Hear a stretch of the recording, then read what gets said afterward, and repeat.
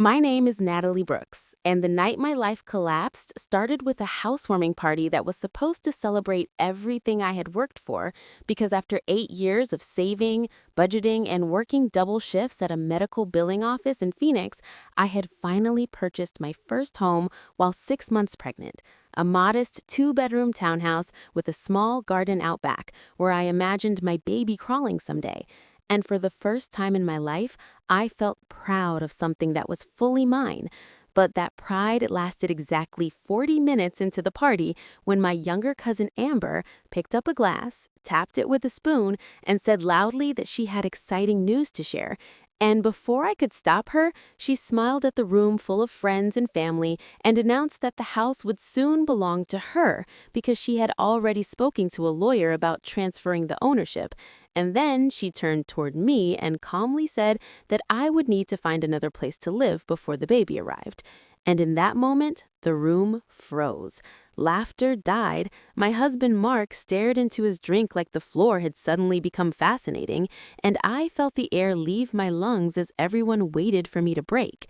But instead of crying, I quietly reached into my purse and realized this wasn't humiliation. It was the beginning of a war I never knew I'd have to fight. 6 months earlier, I had believed my life was finally falling into place after years of struggle because Mark and I had been renting tiny apartments since college, always moving whenever rent went up, and when I found this townhouse listing online, it felt like fate. Bright windows, quiet street, close to the hospital where I worked, and I immediately started picking up overtime shifts, selling old furniture, skipping everything unnecessary just to save for the down payment, while Mark said he'd help but somehow always had new gadgets and weekend trips with friends instead. Yet I didn't push because I believed we were building a future together. And when the bank approved the loan in my name alone due to Mark's bad credit, I felt nervous but proud that I'd earned it myself, and I kept the paperwork locked away, thinking nothing could touch it. Then Amber started showing up unannounced, first with cupcakes to celebrate my pregnancy, then with home decor suggestions, then with opinions about which room should become the nursery and which should be a guest's room for her when she visited. And I brushed it off as excitement until I noticed she was suddenly very interested in my finances, asking how much the mortgage was, what interest rate I got, who my realtor was, and whenever I hesitated, she'd laugh and say she was just curious. But the curiosity felt sharp, like someone counting something that wasn't theirs. Also, Mark began acting distant, always texting late at night, stepping outside to take calls, locking his phone when I walked into the room, and when I asked, he blamed stress from work. And I wanted to believe him because pregnancy already made everything feel overwhelming, but the truth was slowly assembling itself right in front of me, and I was refusing to see it.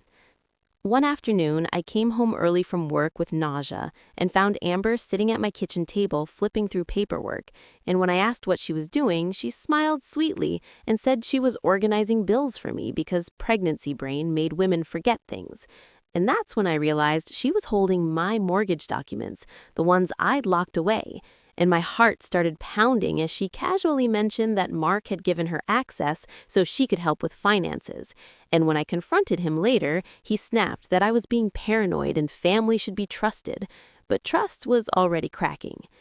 That night, I called my best friend Leela, crying, telling her everything. And Leela said something that changed everything.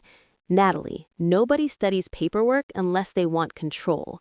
Those words echoed in my head, and for the first time, I started paying attention instead of excusing behavior. I began saving screenshots of Amber's messages, recording dates she came over, noting how Mark's lies kept changing. And one evening, while Mark was asleep, I opened his laptop and found emails between him and Amber labeled House Plan, where they discussed refinancing the townhouse after pushing me out, splitting the profit, and making it look like Amber had helped financially. And my hands shook so badly I nearly dropped the laptop, realizing my husband and cousin were planning to steal my home while I carried his child. I didn't confront them. I gathered proof.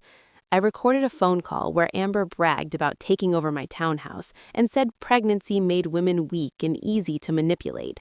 I screenshotted bank messages showing I was the only one making payments, and I saved every email, every text, every lie.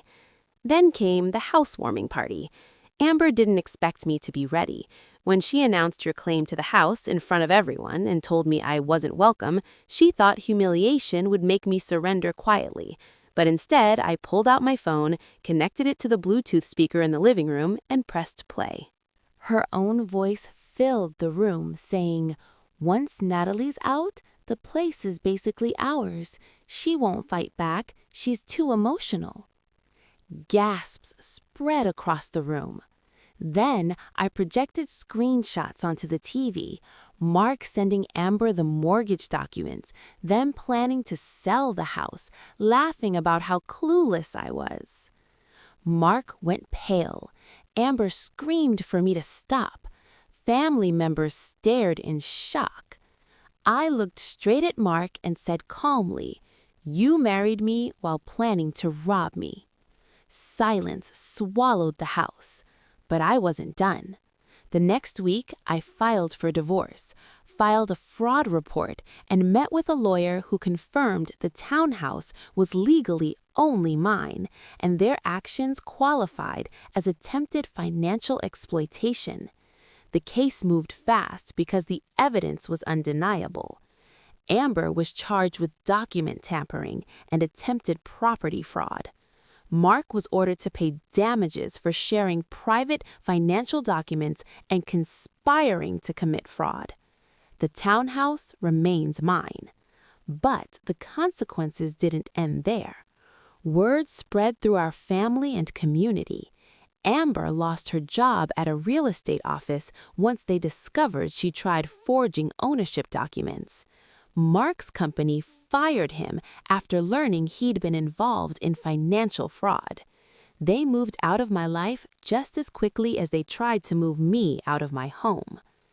3 months later, I gave birth to my son, Oliver, in a peaceful hospital room with Lila by my side, and when I brought him home to the townhouse, sunlight filled the nursery I had painted myself, and for the first time, I felt something stronger than betrayal: freedom. The house was quiet, safe, and ours. No lies, no manipulation. Just a future I fought for. And I finally understood something powerful. Family doesn't mean people who share blood. Family means people who protect you. Sometimes the bravest thing you can do isn't holding on. It's exposing the truth and walking forward without the ones who tried to break you.